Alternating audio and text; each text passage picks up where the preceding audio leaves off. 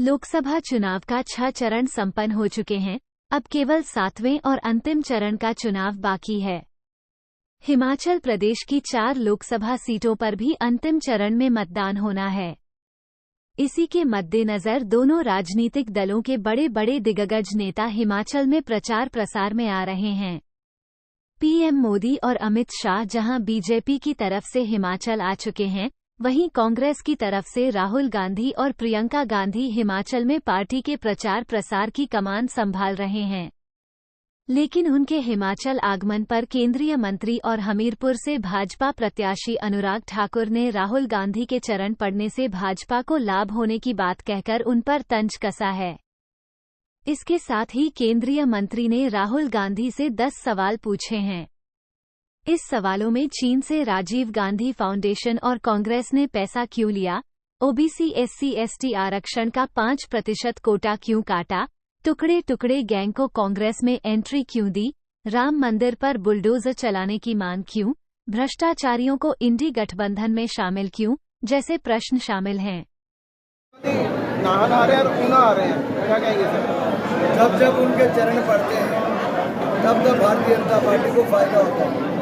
पूरी कांग्रेस ने ताकत लगा दी कि वो ना आए ताकि कांग्रेस का और नुकसान ना हो, लेकिन आ रहे हैं, भाजपा को फायदा होता है तो भी उनको जवाब देना होगा। टुकड़े टुकड़े गैंग भारत का नामो निशान मिटाने वालों को उन्होंने कांग्रेस पार्टी में क्यों शामिल करवाया, सारे भ्रष्टाचारियों की जमात को इंडी गठबंधन में क्यों शामिल करवाया। तीसरा, चीन से पैसा कांग्रेस पार्टी और राजीव गांधी फाउंडेशन ने क्यों खाया। चौथा, एससी एसटी ओबीसी का 5% आरक्षण कांग्रेस ने क्यों छीना और क्या हिमाचल में भी छीनने की तैयारी है। पांचवा, जब 10 साल उनकी सरकार रही तब उन्होंने सेना को लड़ाकू विमान और बुलेट प्रूफ जैकेट क्यों नहीं खरीद दी। और छठा, 1 रैंक 1 पेंशन क्यों नहीं दिया। सातवां, भारत की जमीन को, भारत माँ के हिस्से को क्यों चीन, पाकिस्तान और श्रीलंका को कांग्रेस ने दिया। आठवां मेरा सवाल है कि देश से बाहर जाकर कब तक भारत को गाली निकालते रहोगे।